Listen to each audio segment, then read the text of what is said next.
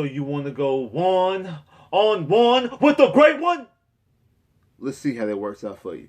What's up, YouTube? Your boy back once again with another sport topic, and today we're going to talk some football. Houston Texans football. You already know what it is. You've been seeing it all week. You know exactly what it is. Brandin Cooks versus Stingley Jr. Yes, one-on-ones. Yes, training camp is really starting to heat up. We about to break it down. Before we get there, like I tell y'all before, if you're liking the content, make sure you liking the channel. Make sure you're sharing the channel. Make sure you subscribe to the channel. Make sure you comment on all the videos. Make sure you're sharing the videos on all social media platforms. Instagram, Twitter, Facebook, TikTok, Snapchat. Any type of social media platform you use, make sure you share it on the same social media platforms as well. Also, follow me on social media. The link in the description below. We also giving away 30 days free on Amazon Prime. You know the Houston Texans play the 49ers on Amazon Prime next Thursday, right? I know y'all know that, right? So if you don't have Amazon Prime, what you waiting on? The link in the description. We giving away 30 days free. So if you sign up, you get 30 days free. So you go ahead and watch them Texans against the 49ers next Thursday on Amazon Prime. Go ahead and do that. So the link is in the description. So you have no excuse. You have no excuse to miss the game because the link is in the description. If you don't have Amazon Prime, I'm giving you a free 30-day way to get Amazon Prime if you hit that link in the description. Also, like I said, make sure you share the channel, you comment all the videos, you liking all the videos. We get this channel growing and growing and growing. Now, like I was saying, Brandin Cooks versus Stingley, 1-on-1. I know y'all seen the pictures been coming out. It showed little flashes of highlights here and there. And I think it was last week or the week before last, I did a live stream and someone asked me because I guess the reports were coming out that, you know, basically that Brandin Cooks was giving Stingley some work and some drills and stuff like that. And I'm like, I'm not too surprised because Brandin Cooks is a very fast receiver. That's the big thing about Brandin Cooks is his speed. He's a very fast receiver. He's one of the top fast receivers in the NFL. So you talking about a rookie, you're talking about versus a guy who not only is a fast receiver, he's a veteran fast receiver. He knows how to use his speed. So of course, in one-on-one drills and things like that, especially this is a guy first training camp, not to mention he's coming off of a Les Frank, that he gonna get some of their work. You know what I'm saying? Like that Brandin Cooks can win some matchups. Now, is the thing, did he win all the matchups? He didn't win all of them, but he did win some. I think he won the majority of them. So that wasn't too surprising, to be honest with you. And it wasn't concerning as well because of the type of receiver Brandin Cooks is, and also knowing the youth and what Stingley's coming off of. Like, so it's not too much surprising. But iron sharpens iron. Like, this is the type of thing that's going to make Stingley better. And if you follow me on Instagram, like I just said, my social media links are in the description. So, hey, hit me up. Social media links in the description. But I shared a video of a highlight from the Texans when Stingley versus Brandin Cooks, when he recovers and just basically just swats the ball out of Brandin. Like, Brandin Cooks would have caught it, or actually did catch it, and he broke it up cleanly. And I put up the caption that Stingley is going to be a problem soon. He's going to be a problem soon. No mistake about it. He is going to be a problem. He has his skills that he has, his physical gifts are unmatched. He is a very, very skilled prospect, a very talented player, and because of that, like I said, I think he's coming for that rookie year. It's going to get scary very, very soon for opposing quarterbacks and opposing receivers because Stingley is coming. I know some of you are saying, well, Spitz, weren't you talking about sauce? Spitz, I thought you had sauce right here. Spitz, I thought you liked sauce. I still like sauce. I still have sauce. The type of corner I like sauce. Like, let me use this as a context. Deion Sanders is the best corner of all time, right? Everybody knows that Deion Sanders is the best corner of all time. I'm going to say Deion Sanders is the best corner of all time. My favorite corner is not Deion Sanders. My favorite corner is Darrelle Revis. That's my favorite corner. Mostly because I got to watch him play majority. Well, I got to watch his whole career. When it comes to Deion, I watched the tail end of his career. Like his later years in Dallas, I didn't see Atlanta, and I didn't get to see the 49ers, Deion Sanders, because I was young then. So I got to see him in Dallas and also with the rest of his career. But I've watched tape on Deion Sanders, and I know that Deion's a bad boy, and I know he's the best corner of all time. Part of the reason why, because he was a cover corner. His speed, the way he used to toy receivers and let receivers think that they was open, let quarterbacks and receivers think that the receiver's open. He'll close up and break up, or if not get the interception, just toying receivers like that. He wasn't a physical prospect. He wasn't out there just being very physical with him and getting handsy with him. Now, don't get me wrong, he did. He could, but that wasn't his game. His game was to use his speed in the cover. When it comes to Darrelle Revis basically bullying receivers on their routes. Like Deion was able to bully receivers on their routes and get a little handsy, a little physical with them. That's what I like about Sauce. Sauce is a little bit more physical than Derek Stingley. But does Sauce have Derek Stingley's natural talents? No, he don't have Derek Stingley's speed. He don't have Derek Stingley's ball skills. He don't have those things. I've been said that. I said that Derek Stingley's gonna be way more flashier than Sauce. And I don't mean that in a disrespectful way. What I mean by flashy, he gonna get you the flashy plays. He's gonna get the pick sixes. He's gonna get the game changer interceptions. He's gonna get all that. He gonna be able to close on receiver, like I said, he did in training camp the other day. I think it was against Chris Conley, if I'm not mistaken. How he closed in, like Conley had a good five steps on him, and the ball was in the air, and Stingley turned Super Saiyan on the ass and closed in and got the interception or broke up the pass. So we know what type of skills he has. That's the reason why it was a consensus with everybody around when it came to Lovey, when it came to Nick Caserio, when it came to all the other scouts, that this guy on this board here is who we gonna draft. He's the best player who we all agree. We might have this player here, this player. We all agree on him. We all agree on number 24. We all agree on him. So because of that, you gotta ride with that. Those natural abilities is gonna get you there. And when you talk about going up against somebody like Brandin Cooks, am I concerned that Brandin Cooks have won some matchups? No. Now, do I think Brandin Cooks is the best receiver in the NFL? No, Brandin Cooks is not. I don't think Brandin Cooks is even the top 10 receiver, to be honest with you. You can go through maybe 10th, maybe 9th or 10th if you go through it, but he might not be the top 10 receiver. But he's damn sure, and speed-wise, he's definitely top 10, if not top 5 when it comes to his speed. Derek Stingley went up against Jamar Chase and Justin Jefferson every day in practice when he was at LSU his freshman year. Is Brandin Cooks better than Jamar Chase and Justin Jefferson? No, I think both. I think those two are going to be one by the end of this year. They're going to be 1 and 2.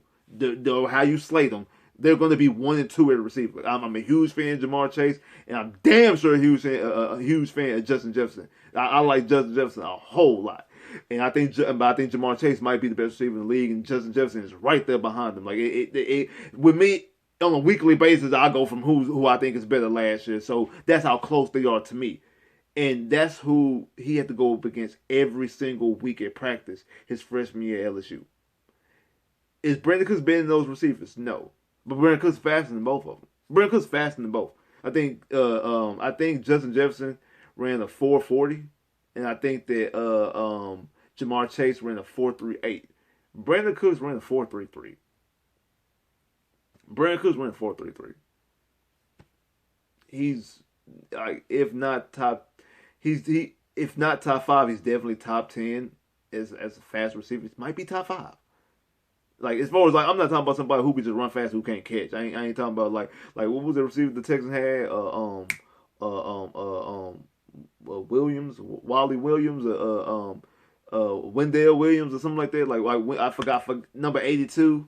And he didn't get past one season, but like he was fast. He was technically the fastest receiver on the team, but he didn't have any type of receiving skills, like route running and things like that. Will Fuller, not Will Fuller. He was faster than Will Fuller, but Brandin Cooks is, when it comes to all the things that like the catching, able to catch the football, able to run routes and things like that. Brandin Cooks is top 5, if not top 5, he's definitely top 10 when it comes to speed. So of course, he's going to be able, and he's also the Texans' best receiver. So of course, and he's a veteran. He's going to get up on Derek Stingley some here and there and here and there. I'm not concerned about that.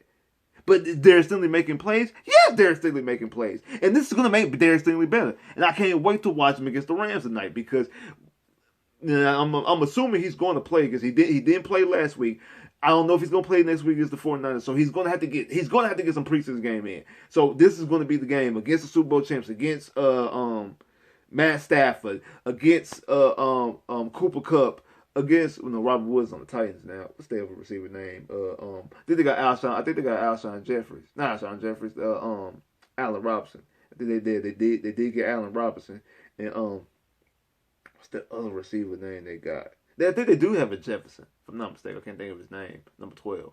But they got a nice catch. You also talking about a Sean McVay offense. Now again, we know they're probably going to be out there running very vanilla and things like that. So not to get nothing too worked up about it. It's not like it's going to be actual real work. That's why I really want the Texans this past season to do joint practices.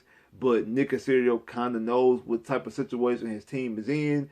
And he's not really putting too much stock into the season. I think he's going to wait till the team actually is a team that he's ready to be interested in. And what I mean by that, a team that's really actually out there playing. I know Davis Mills said the other day they're going to shock the world. They're going to shock some teams. We're not thinking the Texans are going to win more than five to 6 games. Like, come on now. Like, if they do, it'll be shocking. But we don't think they're going to win that many games. So, and you really don't know exactly what you have. So I think that he want to wait till it's a little bit clearer path, a clearer picture of where he wants to go, how his team looks before he starts doing joint practices. Because I think you get more out of joint practices than you do preseason games. Because I think in joint practices, they really going hard. Coaches are really out there coaching. They actually really running plays. They're not being very vanilla like we seen this past Saturday. They're not doing things like that. They're actually getting their real work in a jointed practice, more so than they're going up against their own people. Like when when you go up in practice, you go hard, soft. You're not really going all that hard. You go joint practices and scrimmages. Oh, because I've been in some. They're giving the business. They're out there legitimately trying to win those matchups. They're trying to show up the receivers. They're trying to show up the DBs. They're trying to show up the linebackers. They're trying to show up the offensive linemen. They're trying to show up the opposing team. Real game. It's going to be as close as atmosphere to a real game that you possibly can get without it being a real game and actual live scrimmages and live joint practices, more so than in vanilla preseason games that we all know doesn't mean nothing, and they just out there just going through the motions. For the young guys and the guys fighting for jobs, obviously, like the guys who play in the third and fourth quarter, they really fight. They really out there playing like it's money on the line, because it really is money on the line for them. But everybody else is more so in the practices and the joint practices for the veterans and things like that. But what we've seen out of Brandin Cooks versus Derek Stingley is that Derek Stingley is not scared. Not in the slightest. He's not scared at all. Not in the slightest. And he coming out there, young fella working. Young fella is working. You see that closing speed. Like I said, if you don't follow me on Instagram, go follow me and look at my story and look at that video if you haven't seen it yet. That closing speed. He closed in perfectly and knocked the ball out. Broke up the pass. He is going to be a problem. He is going to be a problem for the AFC South and for opponents to come. He's going to be a problem. Week 12, week 13, NRG. We already know what happened. The suspension is finalized. His first game back too. The NFL think they slick. The NFL think they know what they're doing. They think they know what they're doing, but they think they slick. But he gonna see as well. Oh, you didn't want to play for us no more. Oh, you didn't want to be a Texan no more. We'll show you, because this dude could have been your. Now, don't get me wrong, he got Denzel Ward over there. And I'm a huge fan of Denzel Ward. I thought Denzel Ward was the best cornerback in that draft. I hated that that was our pick that was used by the Cleveland Browns to draft Denzel Ward, and at the time that we needed a corner. So I definitely hate that we don't have Denzel Ward. I like Denzel Ward, but do I think that Derek Stingley might be better than Denzel Ward? Yes, I actually do. I think that both Derek and Sauce are going to be the top 2 corners in the NFL for a long period of time this next wave. I mean, you still got Jalen Ramsey. Even though Jalen Ramsey got exposed a little bit in that Super Bowl, because not just by Jamar Chase. He got exposed by T. Higgins. He got worked on by T. Higgins a couple times in that Super Bowl. And as of right now, Jalen Ramsey is my favorite corner that's playing currently. 24, definitely can change that. Like Darius Stingley can change that by week 2, week 3. Like no cap. He can change that very, very quickly. One, because he a Texan, and two, because he has those skill sets. He definitely has those skill sets that you can't teach. That's the scary thing about it. It's things that you can't teach that he does. That he is, if not elite, damn near elite at. So and he been working with J. Joe. And like I say, iron sharpens iron. Working against Brandin Cooks. Going up against him one-on-one. Want to go one-on-one with the great one? Going one-on-one with the great one make your monkey ass famous. Somebody about to be famous up in here. Somebody is about to be famous up in here. And I can't wait to see it. Like, subscribe, if you haven't, comment below. If you haven't, click that bell, get more videos. I holla.